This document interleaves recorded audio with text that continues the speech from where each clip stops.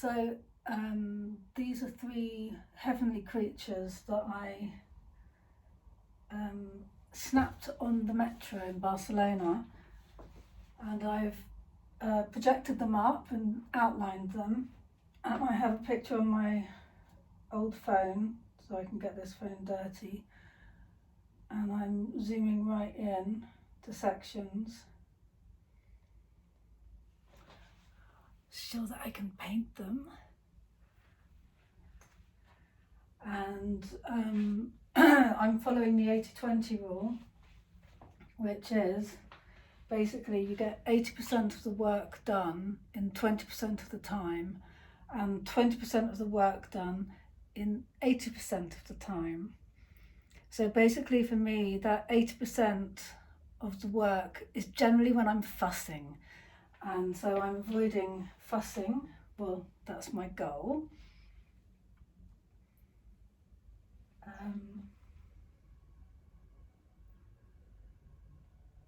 And the other thing that I'm doing, which is also part of my not fussing, is trusting the paint.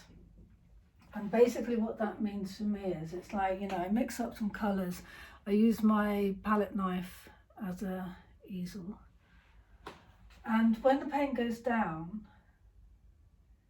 it sinks, and in the process of sinking, it kind of like blends itself. I don't know, it just kind of, I don't know if there's a word for it, but it just kind of settles and looks really nice.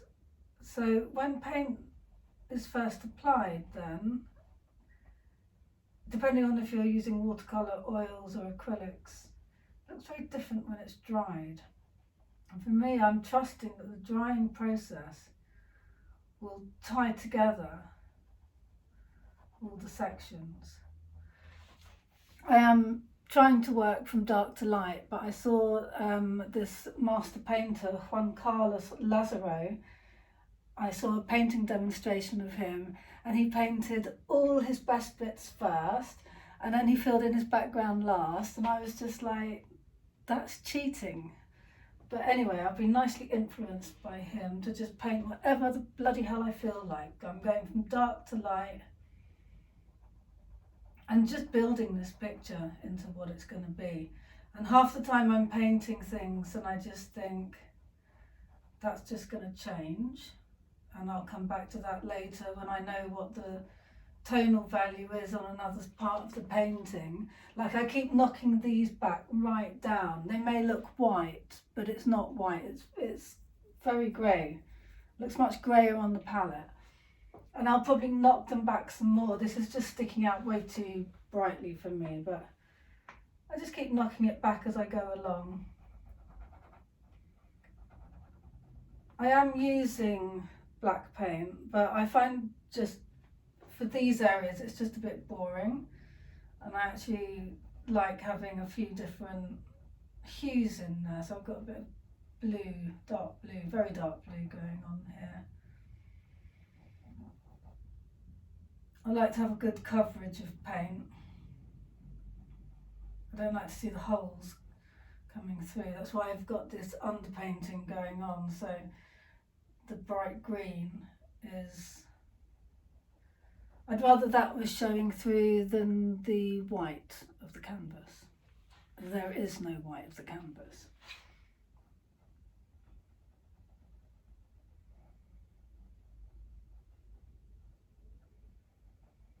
So if you're wondering where I am, this is my art shed in Barcelona.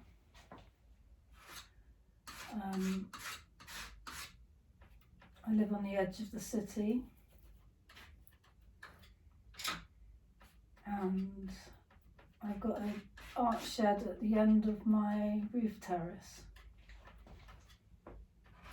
Just mixed up all the black on one of my lighter paint areas. That's not right though.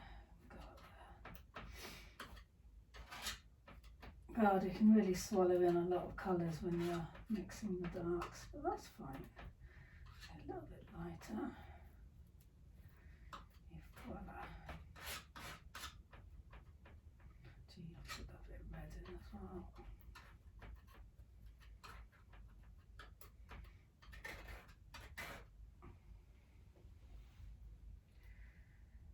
So this is the second painting I've done in here, but I've managed to organise the space, so I'm happy with it. I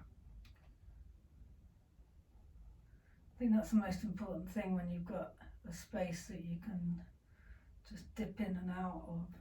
The most beautiful thing I ever gave myself was 2 or 3 art studios. One for making. There's no finished work in here.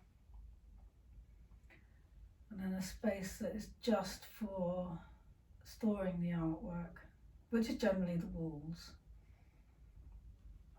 Kind of want to bring this red in, bring it. Ooh, that's a lot. And a photographic studio, because I catalogue my work as I go along. Every time I finish a painting, it needs to be photographed and resized for screen and for print, and it needs a title, which I'm not usually very good at titles. I usually try and get help with those. Titles do bring a lot more meaning to a piece. Yeah, so once it's measured, titled, photographed, uploaded to the website, shared on a newsletter and then social media, then I can move on to the next one. Sometimes I have a few paintings on the go at the same time, which actually I did mean to do with this, because I do find if I can put my mind to one side and not think too much, like I'm doing now, I'm talking to you instead of thinking about the painting, which then I like to paint my sides just in case people don't get them framed. Yeah, if I'm not thinking about the artwork, I take my mind off it, then as long as I'm here in the studio, it's going to happen. But again, without that fussing, hopefully.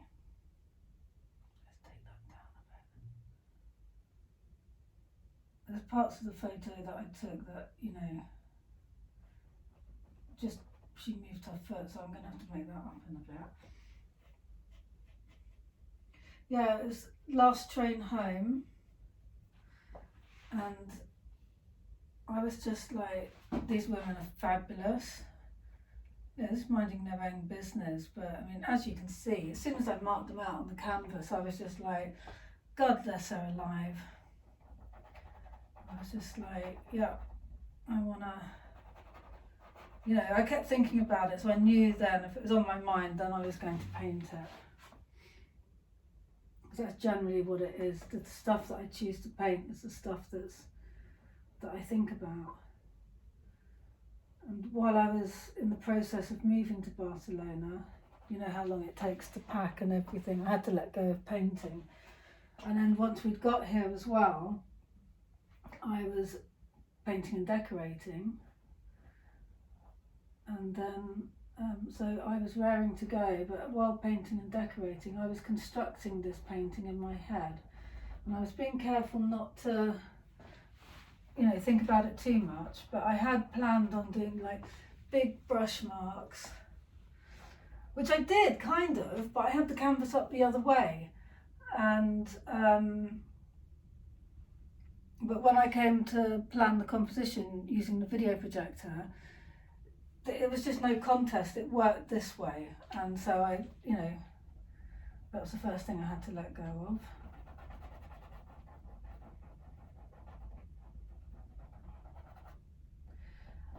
I've decided to use one size paintbrush for the whole painting, and that's to unify the brush marks. Because older paintings that I do with large brush marks and small brush marks, I can get really into the detail on the faces. Well, they're covered up, so I won't be able to. And then, like, you know, the backgrounds, I just kind of leave, and I just thought, no, I want to unify this. Although I'm going to leave that bit because for some reason that just doesn't need to be highly finished. It's nice to have like a little corner of something that's not perfect, because we all know that beauty lies in the imperfections, because it's the imperfections that are more interesting. If something's beautiful, then it does not actually hold our interest long enough to go, yeah, that's perfect, you know, move on, next. Whereas something's imperfect, you go, what's that? And then it's got character and you fall in love with it, and it gives you something to just keep coming back to and keep loving. So I'll try and keep a few imperfections in here.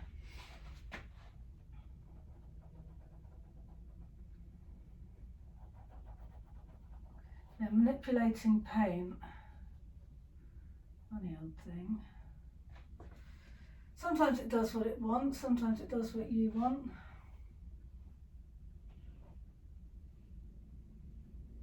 But at least no one's dying. All these decisions are all just like paint on canvas, hues and tones. Doesn't actually matter, which is always nice to be off the hook.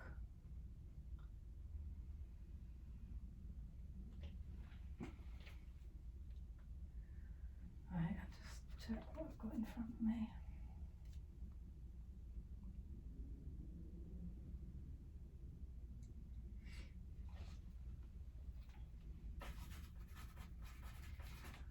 It's all about the grey. It's not perfect conditions working at night in my studio. I've got a daylight fluorescent bulb. It's a bit glary, but for me at the moment, at the stage of the painting I'm at, I'm still just like laying it down. For me it's like, you know, I'm just thinking about it as blocking in, and then in the daytime under natural light I can go back in and start fussing.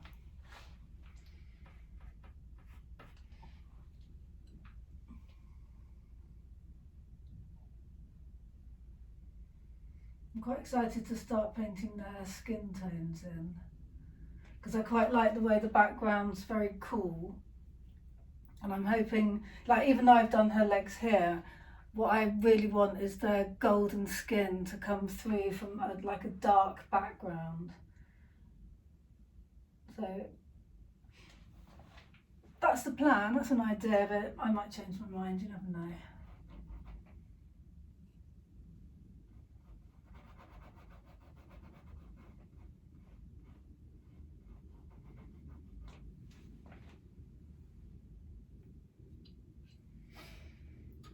Great.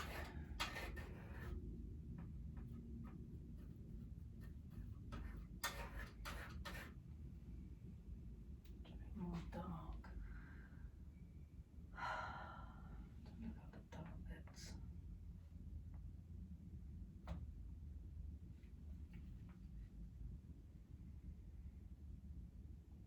So the content of this painting for me is kind of like a bit of social realism, which is, I suppose, just kind of, you know, everyday life. But everyday life is important, you know, and to give it some, you know, to take a point, to take, you know, like these unwitting subjects and to elevate them into a piece of artwork, a painting. You know, I'm thinking these would, once it's finished, it will look lovely above the fireplace somewhere, nice spotlight on it.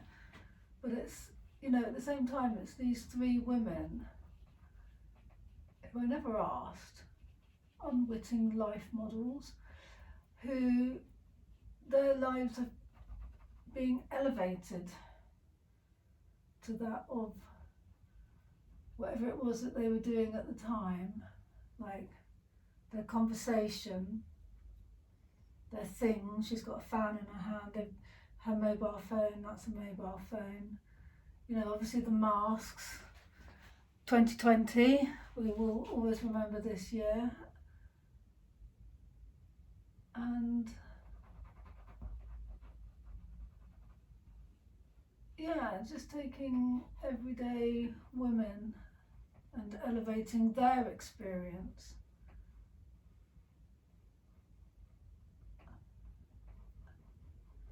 I mean, of course I wonder if they ever see it and recognise themselves, are they going to have a go at me? But, you know, you have to take risks sometimes.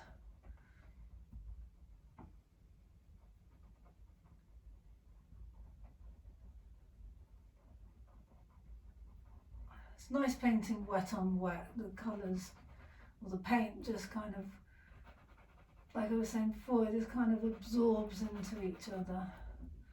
Don't have to be too religious about any of it, you know, just let it do its own thing. It's nice to stand back and have a look.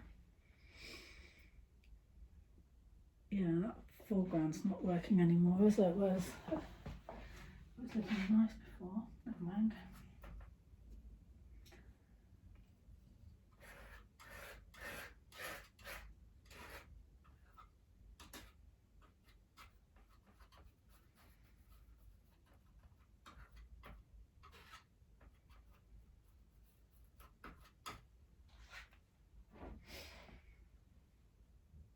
I find I paint better when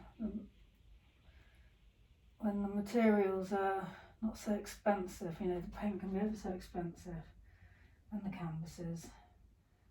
And I find I don't like the pressure of using up all those expensive materials when I'm just going to paint over it again. So years ago I bought a whole box of second-hand paints. So when I start getting a little bit like, oh God, I'm using so much paint, I just get those ones out and it doesn't matter. You know, just use as much of that as I like, because I have no idea how much it costs. I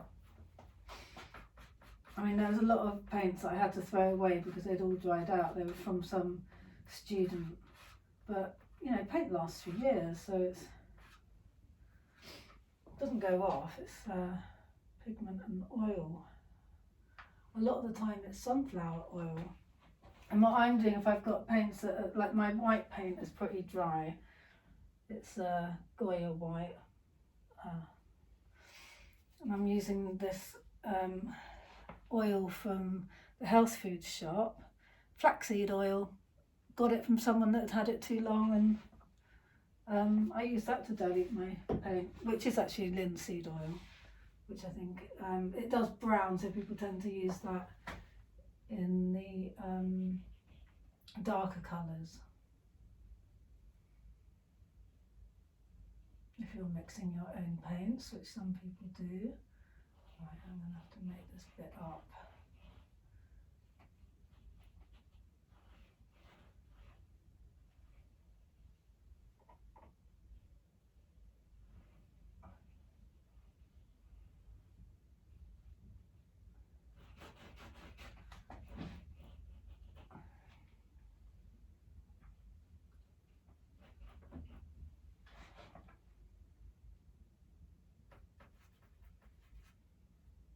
I like all the different shades of grey.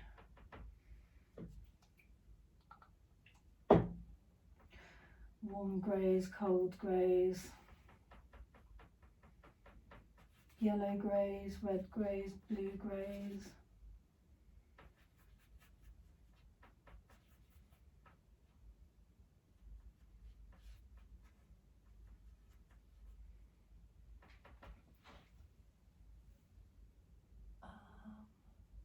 Quite daunting, but it doesn't matter.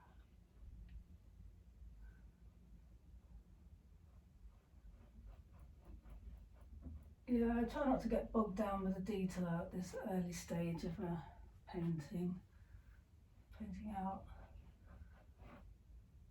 the green is the most important part.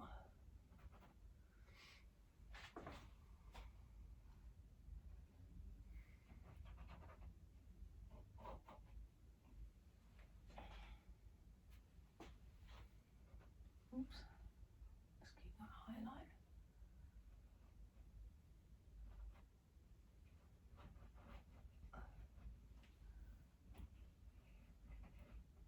Right, now I wonder if I can do this. I might use a clean brush.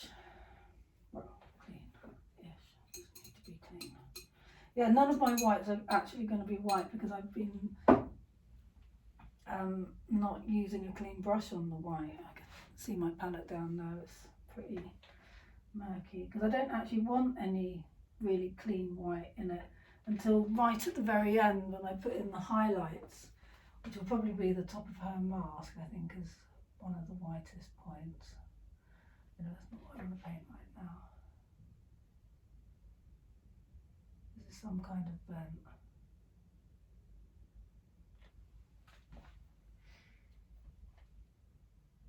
Well, I do want this a little bit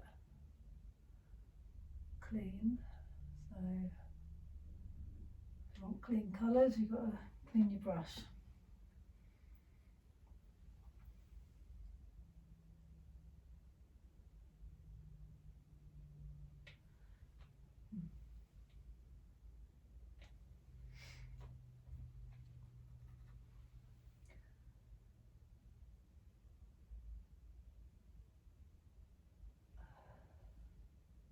Ding.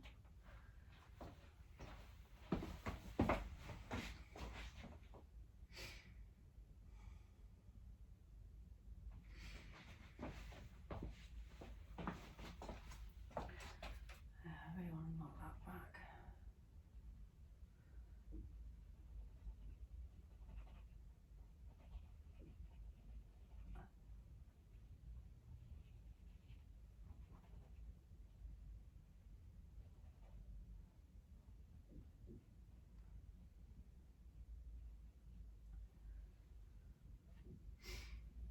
It's quite handy. I've got two brushes the same size, one's for dark, one's for light. But you know, sometimes they swap over when I'm not concentrating.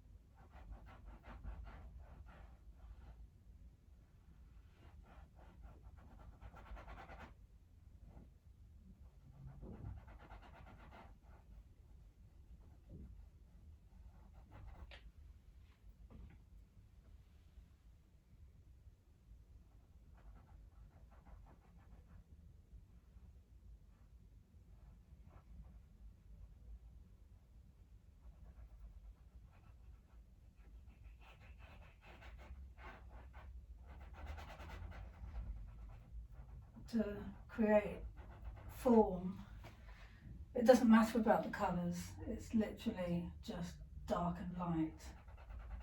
I want to keep this box there, so basically it's just like keep some of that form in there. Light brings things forward, dark drops them back into the distance, so simple enough.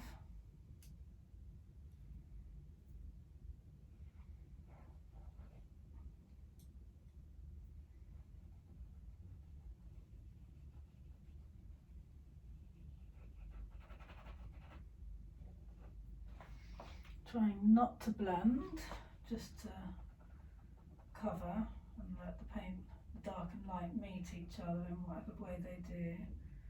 I do tend to paint fast because there is the element of happy accident, which I am very heavily addicted to. Even though like working fast can ruin things, but then you work hard to pull it back, and that's where I find a lot of the interesting things happen that I couldn't plan. So I suppose that's the element of magic, rather than rigidly sticking to a plan.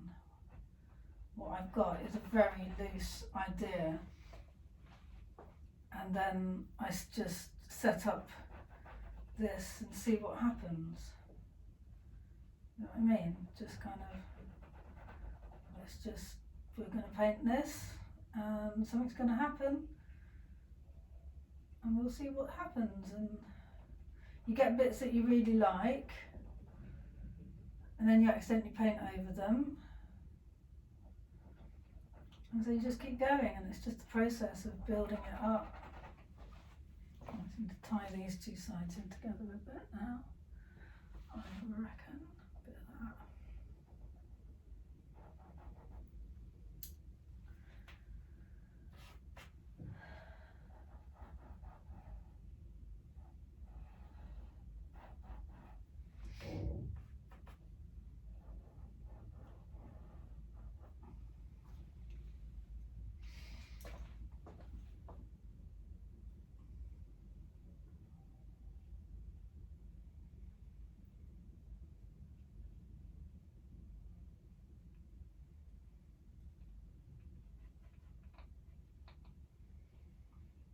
Your paint is lush though.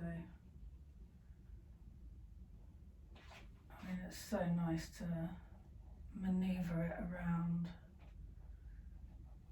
I mean, it has taken me a few years to get back into it and master it, but it is beautiful to work with.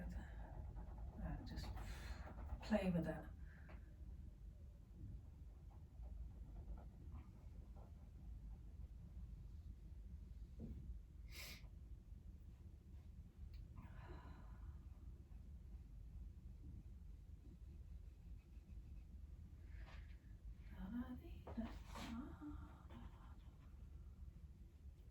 Normally when I work I have a podcast on.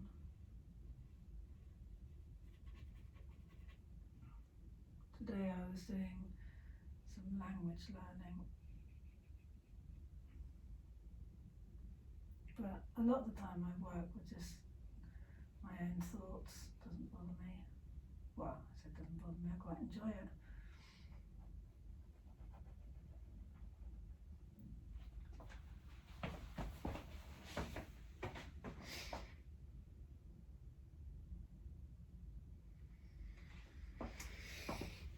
Okay, I'm going to switch off now.